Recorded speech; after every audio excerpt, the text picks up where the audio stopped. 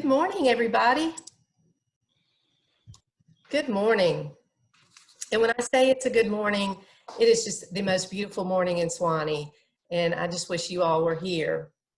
Thank you for being on the call today. It is 8:30. I can hear the bells ringing in the Breslin Tower. So I want to go ahead and get started. I am Susan Askew, and I'm the Associate Vice President for Alumni and Parent Programs.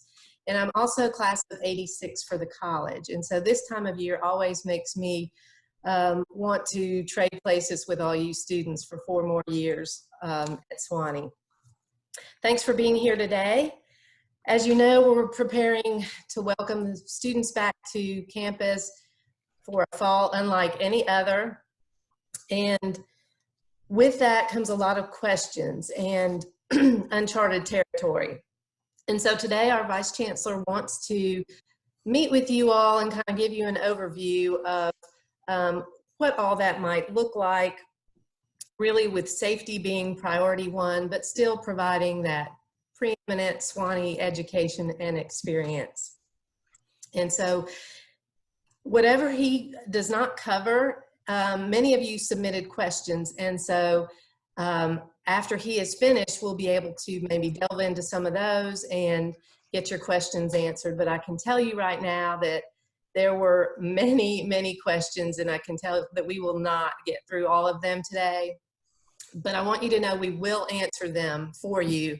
We'll follow up with we'll compile all the questions and answers in a document and follow up with you all so that you can get the information you need. And even then, if you still have questions, I want you to feel like you can just ask me. You can email SwaneeParents@Sewanee.edu and we'll get your questions answered. We just want you to have what you need. Now, so what we're going to do is I'm going to introduce the Vice Chancellor, and for anybody that has questions that you are not able to submit, if you want to put them in the Q&A, we'll try to get to them depending on our time. But give a quick introduction because I know we want to be respectful of everyone's time and really be able to use this hour on our topic. But I'm so excited to introduce our 17th Vice Chancellor, Reuben E. Brigety II. And he's wrapping up, he's not even in the job a month. And this is exactly not how he pictured meeting you all for the first time. And I just can't wait for you all to meet in more the traditional way. But he's a Southerner. He's was from Jacksonville, Florida, and his life and distinguished career has taken him from the U.S. Naval Academy to the University of Cambridge and from Africa to Washington, D.C. And in selecting Ambassador Brigety to serve as Vice Chancellor, the Vice Chancellor Search Committee found that he was uniquely positioned, as he put it, to bring Sewanee to the world and the world to Sewanee. He's the former Dean of the Elliott School of International Affairs at the George Washington University and former U.S. Ambassador to the African Union. He's a graduate of the U.S. Naval Academy and holds a master's degree in philosophy and a PhD in international relations from the University of Cambridge. So he'll be joined soon by his family in Chen Hall, his wife and 2 sons, and we're just so glad to have you here, and welcome, Vice Chancellor. Thanks very much, Susan. Families, students, ladies and gentlemen, good morning. I'm delighted to have an opportunity to chat with you all as we contemplate, prepare for this semester that will be like none other, as Susan mentioned. I know that there is a fair amount of anxiety in the Sewanee community about what life will actually look like for our students, about very specific and technical details about what their room situation will look like or what their course selection will be or things of that nature, as well as much broader questions about, generally speaking, how will we keep everybody safe, even as we hew as closely as possible to that special alchemy of the Sewanee experience that relies on interpersonal connection between students and faculty and the community as a whole. So what I'd like to do is just offer you my thoughts on a few things first, and then I'm happy to take your questions for as long as I'm able. And as Susan mentioned, for those that may have either questions that are more specific to them personally, or that delve into a level of detail that is much further away from my daily interactions, we will get you answers to all those questions. So first things first. We all have to recognize that the threat posed by the novel coronavirus is real. It is real, and it is very deadly.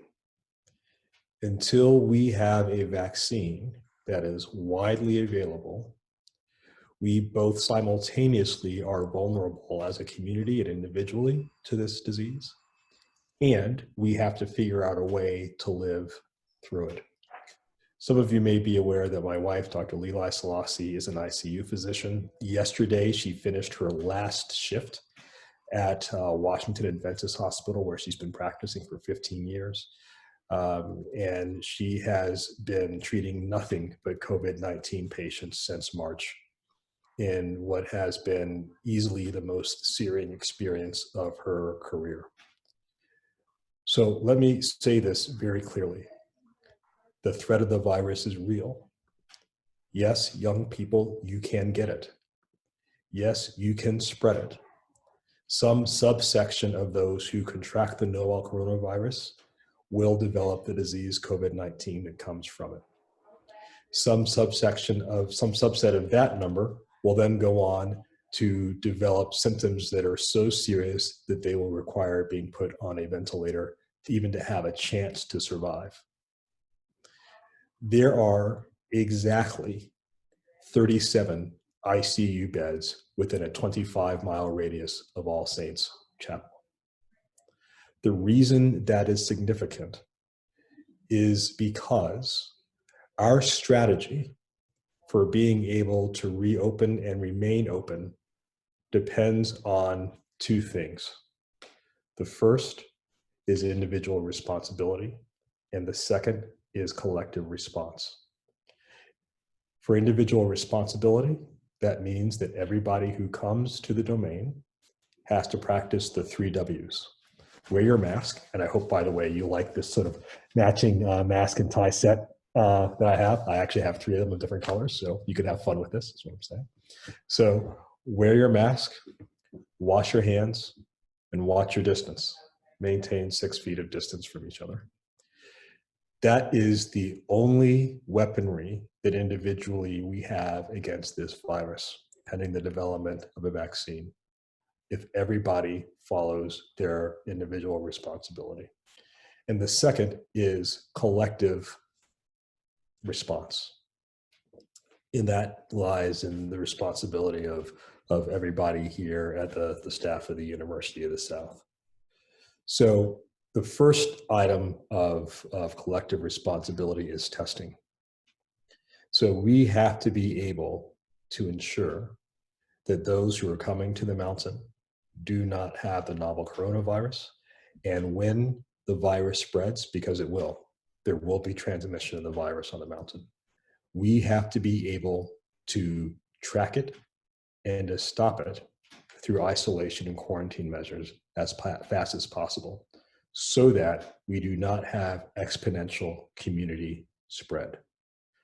Quite frankly, the nightmare scenario is that we have out of control spread of the virus on the mountain that we cannot track and we cannot stop.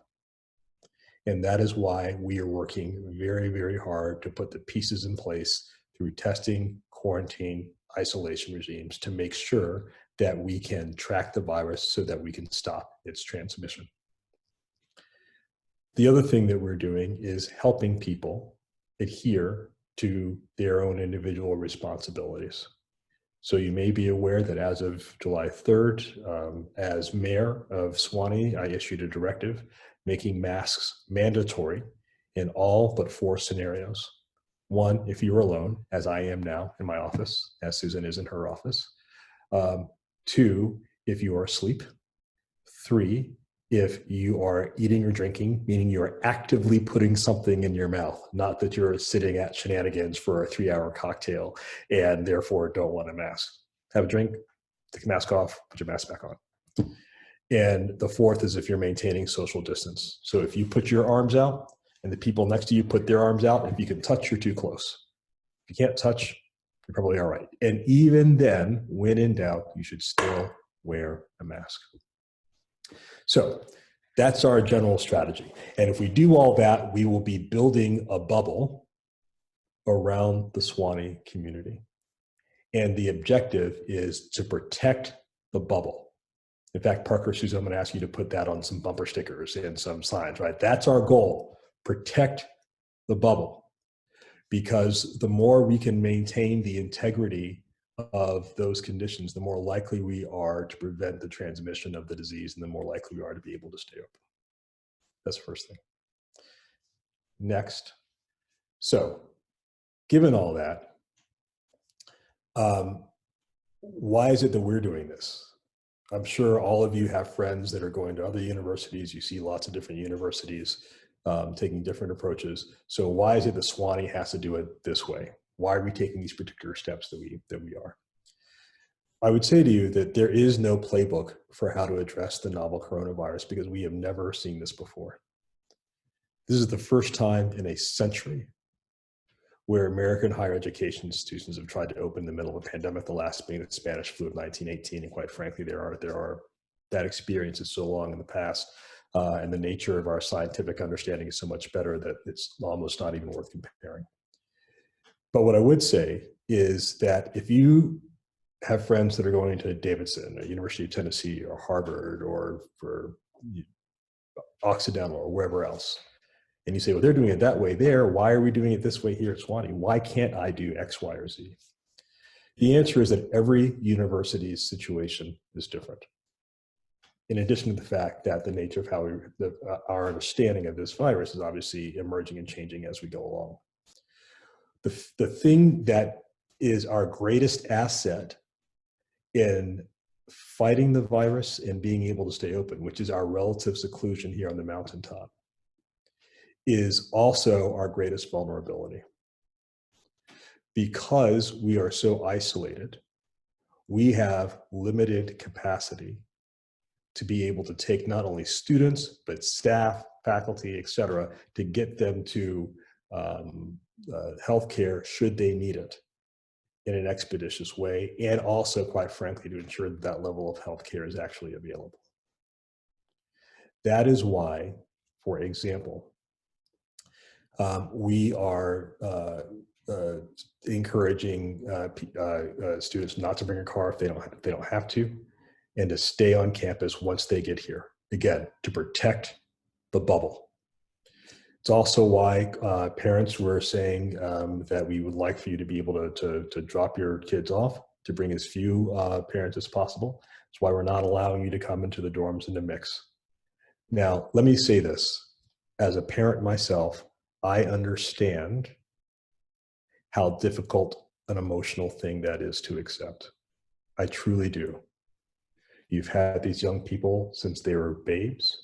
You've watched them scrape their knees and lose their teeth and meet their milestones, and here they are on the cusp of adulthood, and why won't we let you at least just move in with them?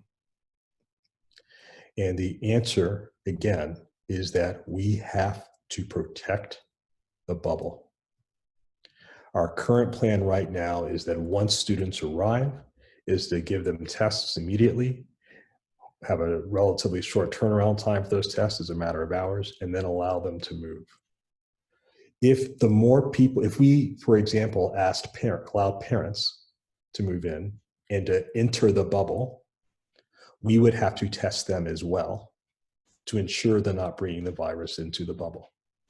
Why is that relevant? Why can't we just test them?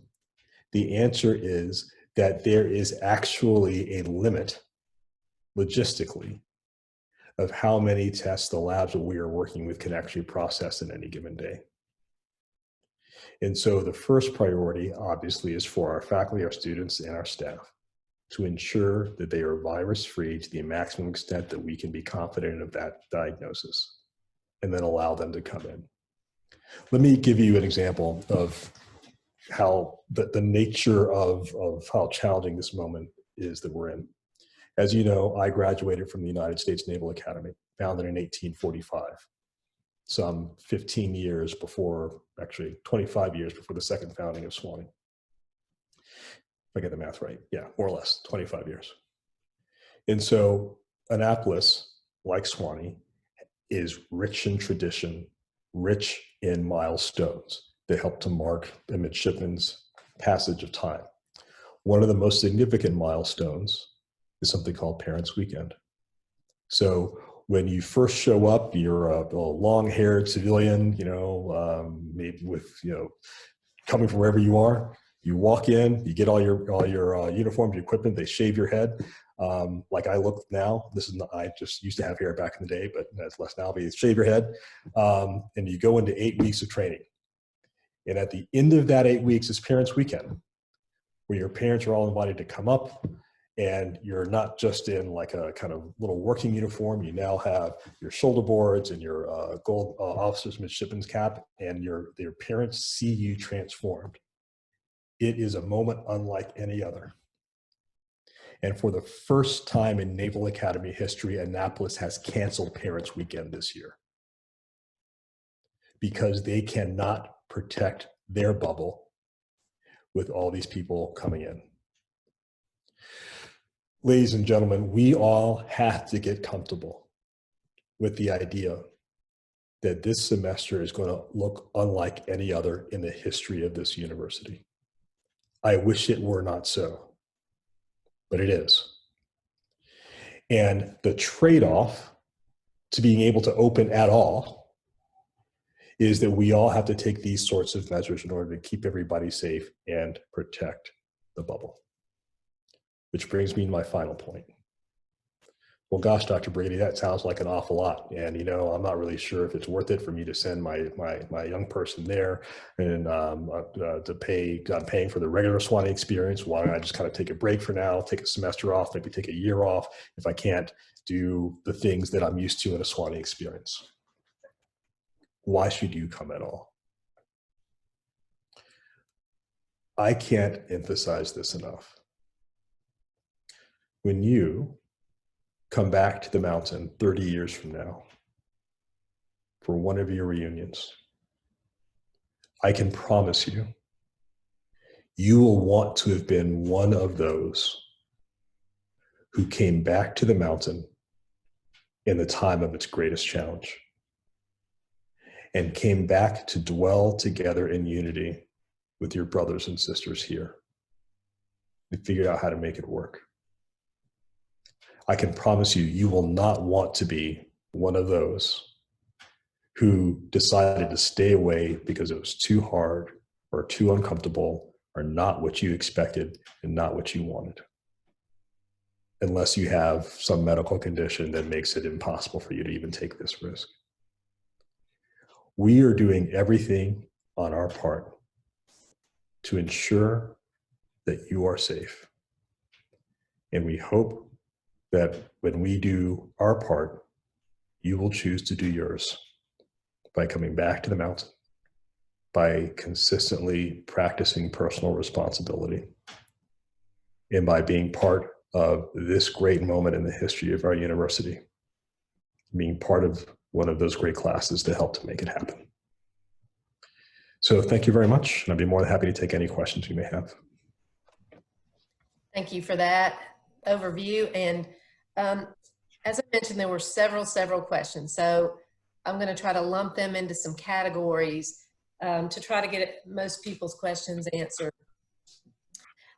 How about, you mentioned about classes, and there are many questions about online virtual learning versus in-person learning and classroom size, all of that. Can you kind of talk about what classes might look like?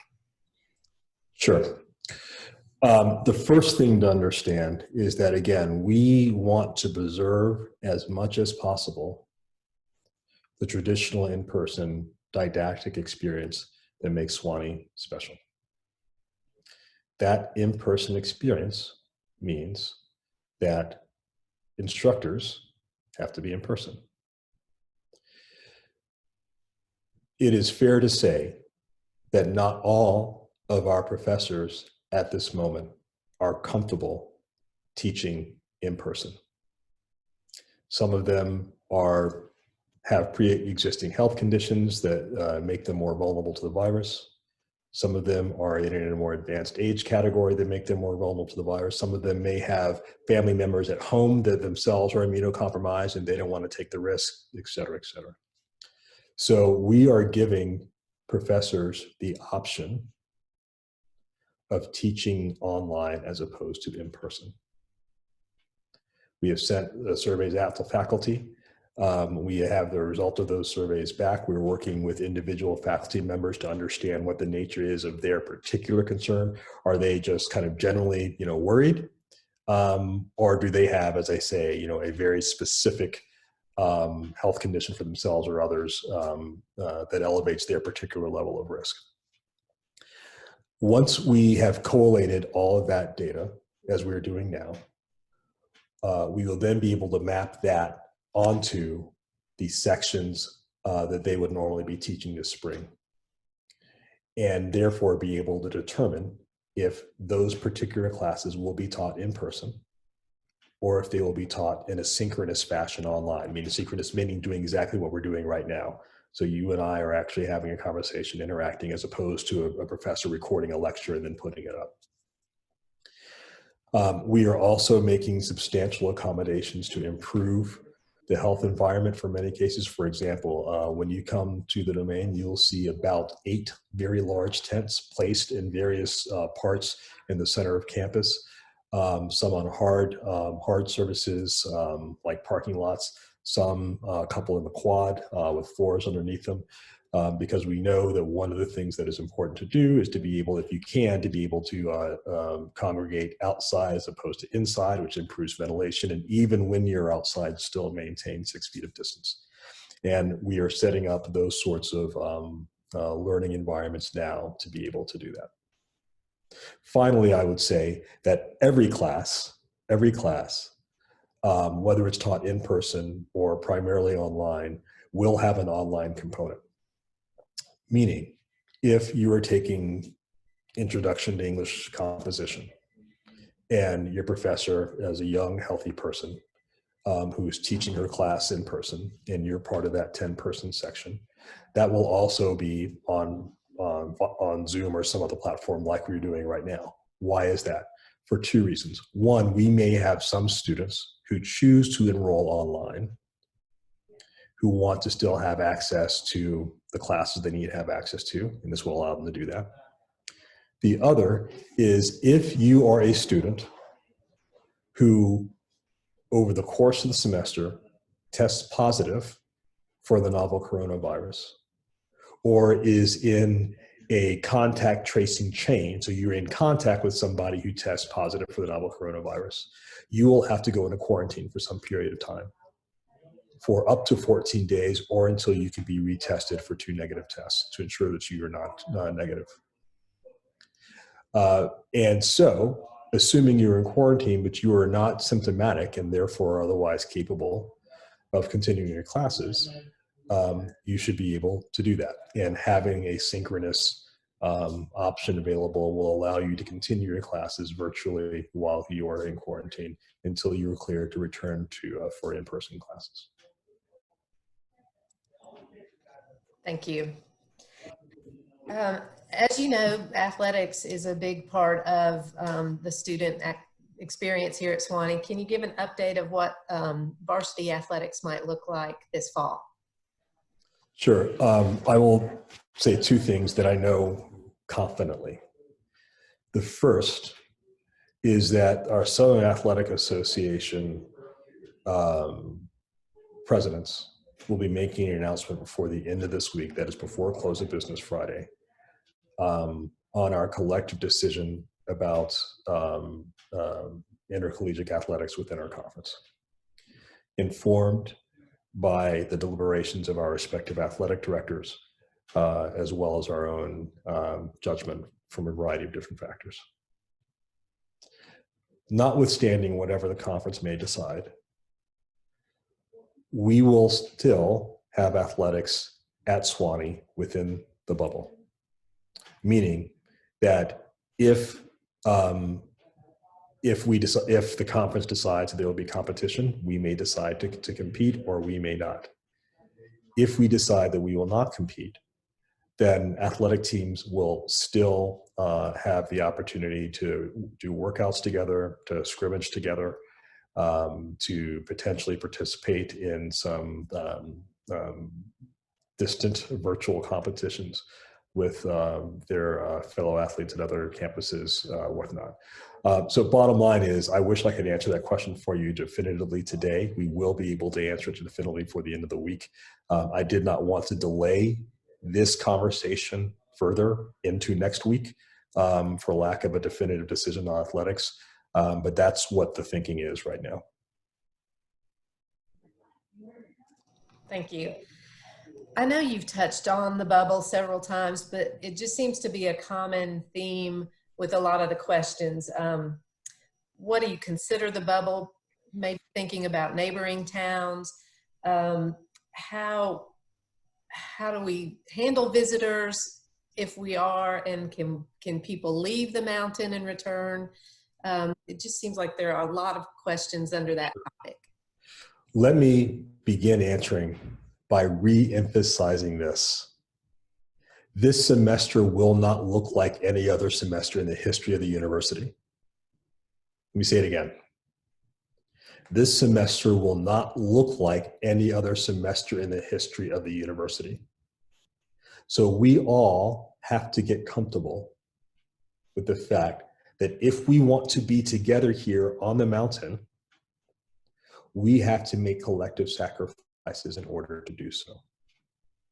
So the bubble is the domain. It is not the surrounding counties. Let me be actually pretty frank about this.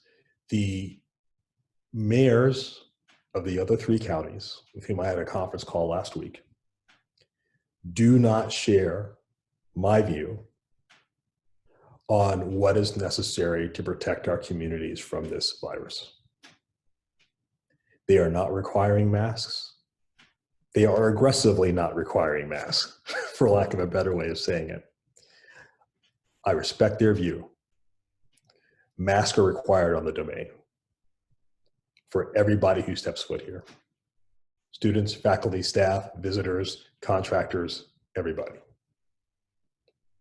Second, with regard to travel off the domain, anytime somebody leaves the domain and comes back on, if they are within contact with any other individual, it is a potential compromise of the bubble, which is why I say it's not a question of if the virus will spread, it's when it will be transmitted. And so the name of the game is decreasing contact and being able to trace it. And testing is a core component of that. Look, I get that all of you want to be able to go visit your friends in Knoxville or Atlanta or whatever, but I say we all have to make our sacrifice. Let me give you an example of a sacrifice that I am making.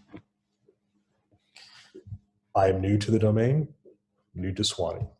My wife and children will be joining me here in 2 weeks.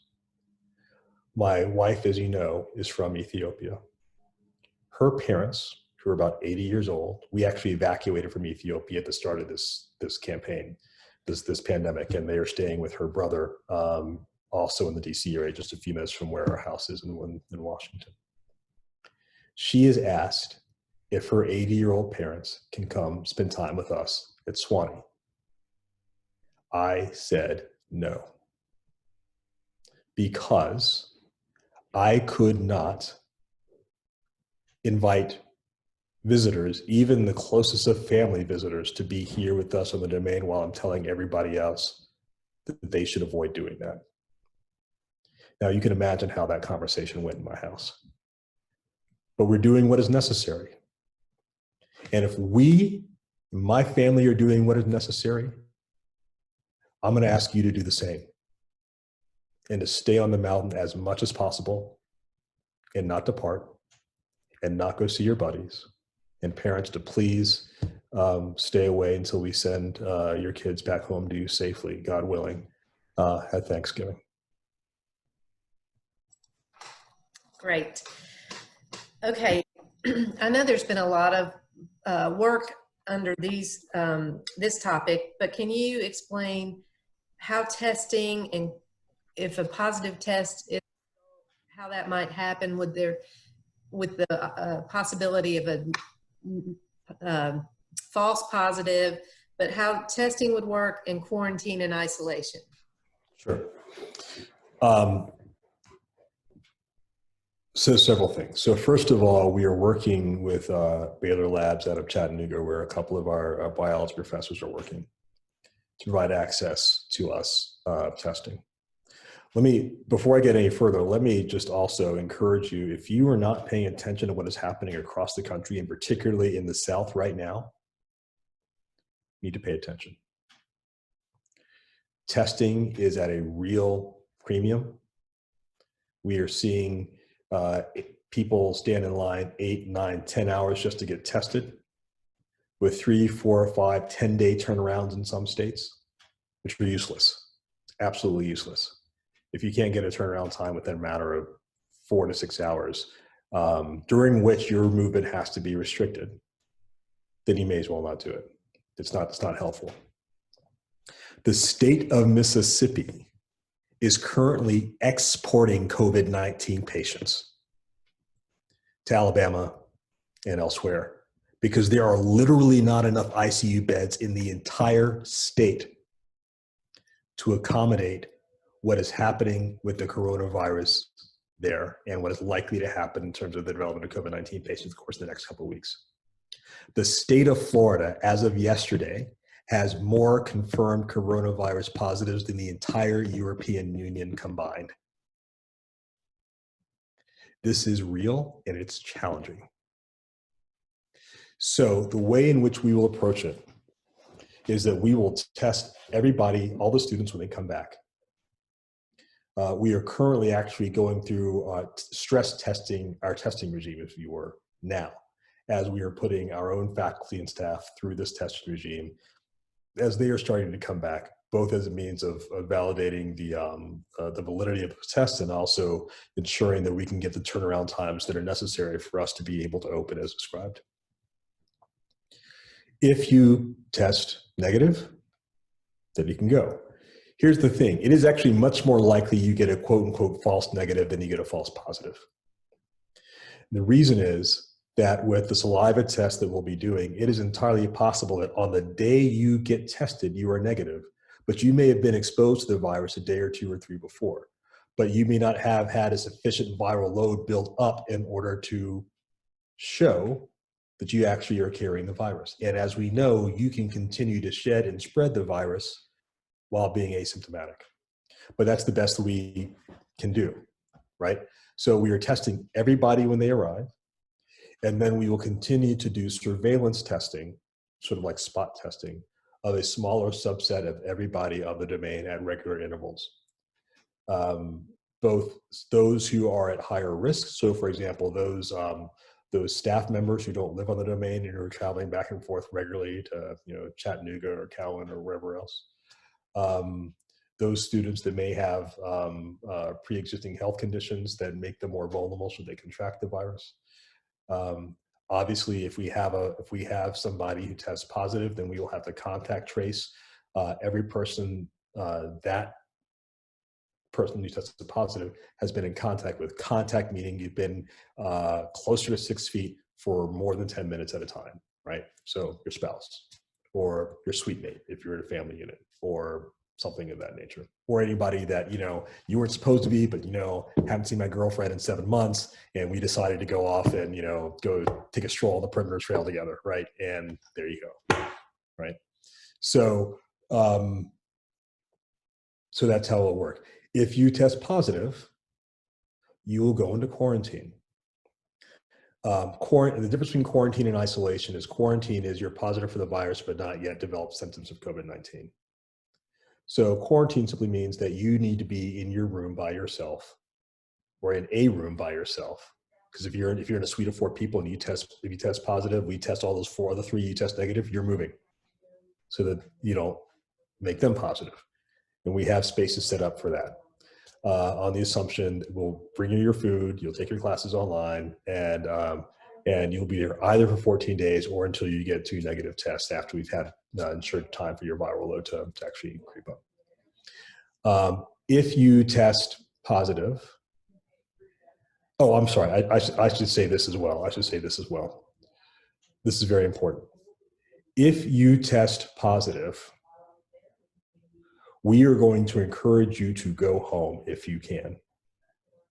If you're within a 3 to 4 to 5 hour drive, have your parents come pick you up, if you brought your car and you're asymptomatic and you feel good, for you to go home. Why is that? Because as I said, our isolation capacity and our hospital capacity here on the mountain and in the Tri-County area is very limited. So we need to be able to preserve that capacity for those who need it and who can't and who don't have any other place to go. Think of an international student from Taiwan, or a school of theology student who brought her whole family here with them. And this is therefore literally home for the next year or 2 years. And as I say, because all classes are going to be online, you will still be able to continue your studies online while you are in quarantine, whether that is at home or here. So that is probably how it will work. Well, if we can stay on that topic for a little bit, there's been both sides of this question. I know you're laser focused on COVID-19, but how would you decide if it's time to loosen up all the restrictions, or on the opposite end, tighten things and decide to lock down? Sure. So let me go back to what I said. You have to get comfortable with the notion that this semester is going to look unlike any other. In the realm of public health, when you're facing a public health crisis, and this is not my first rodeo, by the way, doing this. I was heavily involved in the Ebola crisis in West Africa in 2014. So I have some sense of this. Arguably, the hallmark of a good public health response is that it feels like you overreacted, right? We make it through the semester and we only have 50 positive tests and only 3 or 4 people that tested positive for coronavirus, and we still have to do all the social distancing, we still have to sort of do stuff, and we make it all the way through the semester. That is a 10.0 dismount, 5-star, Super Bowl success. And so the reason I'm telling you this is that you should not expect that we are going to loosen any of these restrictions through the semester. And as we do so, 2 things will happen. First is we will learn an awful lot more about our own approach and what worked. And we will also learn a lot from watching other universities and how they manage this. Let me say this as well. We have an opportunity to show the world how to do this. There are already other major universities, Harvard, Princeton, the UC system, and trust me, within the next few weeks, we're going to see a lot more, especially across the South. They're going to say, we just can't do this. We can't even attempt to do it because of, for whatever reasons of their own particular circumstance. We have a plan that is feasible and that could work if you do your part. And we, as I say, can be one of a few success stories that actually demonstrates how you can do in-person education in the midst of this. Now, that's on the other side. The negative side, how do we know if we have to sort of tighten further? We're going to be closely tracking 2 things over the course of the semester. The first is the R0, or the so-called transmission rate. Again, if you've been watching this or learn about this, you want to know that a transmission rate of 1, meaning for every 1 person who's infected is only infecting 1 other person, means you're basically steady state. The transmission rate of less than 1 means that you are beating the virus and it eventually die out. Transmission rate of greater than 1, so for every 1 person's infected, you're infecting 1.5, 2, 3 others, depending on how bad the transmission is, puts you on the glide path to exponential growth. So if we have a transmission rate, a sustained transmission rate of greater than 1 for some number of days, still to be determined, 10, 14 probably, and we see the hospital, the medical capacity in our area stressed, then I am likely to either go put the entire domain in lockdown or evacuate the mountain, depending on how things are. We have hired 2 new public health officers for the entire domain, both of whom have masters in public health. One of whom is an MD and a practicing physician here in the community, to help us with all of that, with the tracing, with the testing, with the community community communication, and with the epidemiological aspect of actually tracking and tracing the disease. And so I am confident that we will have all those pieces in place that will allow us to open. I'm going to switch to the topic of social life. And I can't wait for you to see it in full force here in Sewanee, because it's one of inclusion and I say creativity because of the lack of other options on the mountain, but we know it's going to look a lot differently. So can you talk about maybe plans for that? And then I'm going to follow up a little bit after that. Sure. Let me actually just address this one other question first. When you say don't leave the domain, does that mean something like going to Sonic or Pizza Hut or the dollar store is money goes off limits? I don't know how to say this any further. Protect the bubble. Protect the bubble. Look, here's the thing. I am not going to be in the business of playing cops and robbers with everybody. Just not, right? One, we don't have the staff. 2, this is not what this community is supposed to be about. This community is supposed to be about dwelling together in unity, right? And you're all supposed to be adults. You are all adults. So if you want to come back, and I want you to come back, you have to proactively think through, how can I stay here and be happy and productive, as opposed to think through, how can I get around the rules? Because the virus is a brutal taskmaster. If you contract the virus or come into contact with a guy who's at Subway, who is standing in line with his buddies, as I did yesterday with 6 other people, none of whom masked, and I actually saw it, and actually I didn't even go in. I was like, you know what, I can't do this. I have my N95 mask, but I'm going to take the risk of getting back in my truck. I'm going home. You do that action that you decided to do, you multiply that by 1,700. And you see the vulnerability that we're all in. So the only way this works is if all of you buy into this and if you hold each other accountable, which then gets into the question, yes, of social life. So Lauren Goodpasture has been meeting with all of your representatives in various student leadership groups, and obviously the Greek system, the international students groups, et cetera, to figure out creative ways in which we can still socialize, still get together, still maintain social distancing, and still get through this. Because we don't want you all in your room knitting socks for orphans all day long, right? I mean, I get it. I mean, we're all social animals and we need to do this. But we have to be smart about how we do this. We do, right? Got to maintain. So the frat parties that you were used to are not going to happen like they did. They're just not this semester. They're not. That said, we're working with the Greek houses to figure out ways in which people can congregate outdoors, maintaining distancing, maintaining masks, have literally a drink circle, right? Off there, you want to take a sip of your beer because you're of age and you can do that.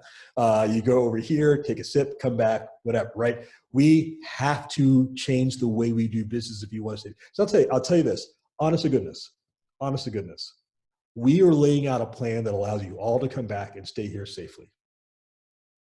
If you all get here on the mountain, you're like, woohoo, we're back. I know the VC said we got to do this, but hey, let's go off to whatever here. I've got a bottle of whatever. Let's 30 of us go have like, you know, a bootleg party in the woods. And a week later, half of you have the virus. And a week after that, 10 of you have symptoms. And then 2 of you are on ventilators 10 days after. It is entirely possible that we welcome you back on August 17th and I send you all home before the end of September. Because those 2 things are being violated. I mentioned we're seeing a transmission rate of greater than 1, and we're seeing our local health capacity expanded. It only works if you do your part. That said, right, be creative about it, right? Figure it out. You have my and let me tell you, I tell you this, honest to goodness, you have my word. When this whole thing is over and we're on the other side of this pandemic, we are going to have a university party to beat the band. It will make Coachella look like a funeral. I promise. But we have to figure out how we do this creatively within the boundaries that are set by the virus, not set by me because I'm just some sort of like cruel-hearted, like non-fun-loving guy, that are determined by what the virus is telling us we have to do in order to be safe together. And if we do that, we can make it through. Right. Now this, I'm going to move back to COVID treatment. A lot of people are concerned about our capacity to do that, especially if they live very far away from their student. Can you talk about any of our relationships with other area health professionals? Sure. As I say, we have, obviously we have a clinic here on the domain. It does not have an ICU ward. It doesn't have ventilator capacity. The closest hospital that does is the regional hospital in Winchester, which is probably about 25 minutes from here. We obviously have the ability to life flight people off the mountain to Chattanooga or Nashville if they're in profound respiratory or other distress. And we are working through all of those capabilities. But it's also why, as I say, if we see case counts expanding, and we're also seeing that our regional capacity cannot sustain it, we will evacuate the mountain and send everybody home. Even acknowledging the risk that may have in terms of spread.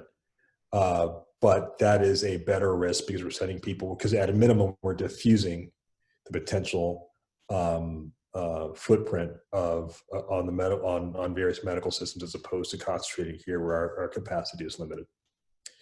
I'm also very happy to say that we have a series of, we're being advised as well by some other very competent professionals in the field, Dr. Walter Merrill, who may be known to some of you, who's the chief of staff and senior vice president at Vanderbilt Medical Center, as well as Dr. Paul Irwin, also a Sewanee grad, who is the dean of the School of Public Health at the University of Alabama, Birmingham. In fact, we have another conference call with them on Friday to evaluate what the current uptick in cases across the South means for us, and also to revalidate our plans with them as we go forward.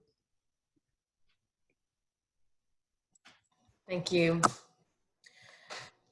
There are some concerns about the effect that this virus has on just mental health and the changes and adjustments everyone's having to make.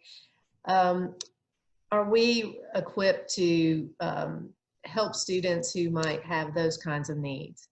Yes, we are very focused on the questions of mental health. I'm meeting actually this Friday with Nicole Nofsinger-Fraser, who directs that aspect of our university health service. We have already hired, we have negotiated the ability, if they're on board this week, they will be in short order, an additional counselor. We are examining ways in which we can have access to online remote counseling for people that need it in short order. Quite frankly, that's my understanding is that option is actually a little bit limited because of the state of Tennessee laws, which say you actually have to be licensed in Tennessee and resident in Tennessee in order to be able to do online counseling, but we're still, pulling the string on that to figure it out. Bottom line is, I hear you. I totally get it. We understand it. We know it's a challenge. It's a challenge in normal times. Will be especially so now. And we want to make sure that we are doing everything we can to ensure our students are supported as needed.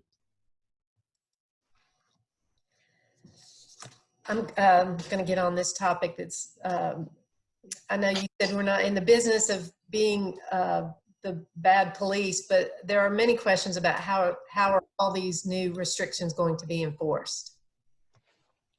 What I will tell you is that our team met yesterday. I issued the masking directive on July 3rd, and just observing anecdotally how people are adhering to it or not, I am not satisfied from what I'm seeing. And so we are taking a more assertive approach.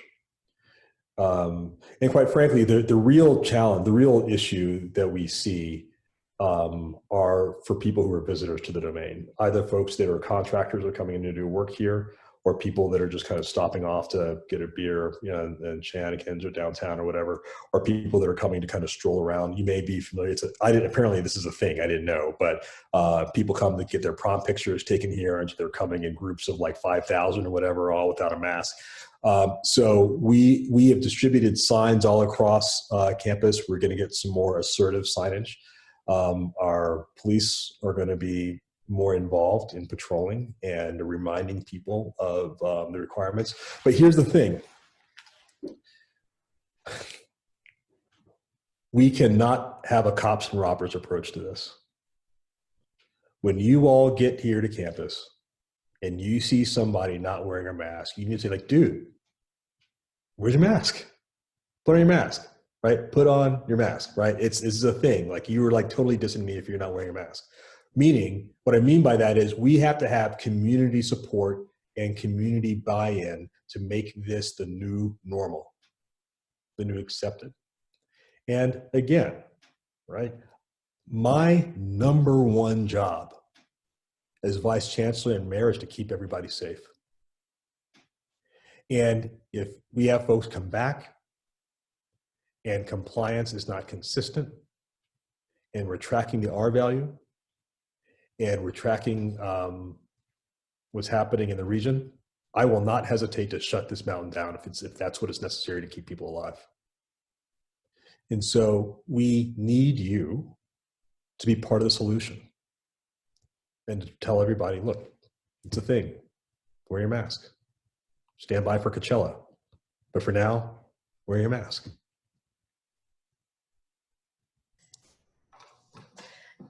When you first started this, your remarks, you mentioned you made a really good case for why people should come to Sewanee this fall.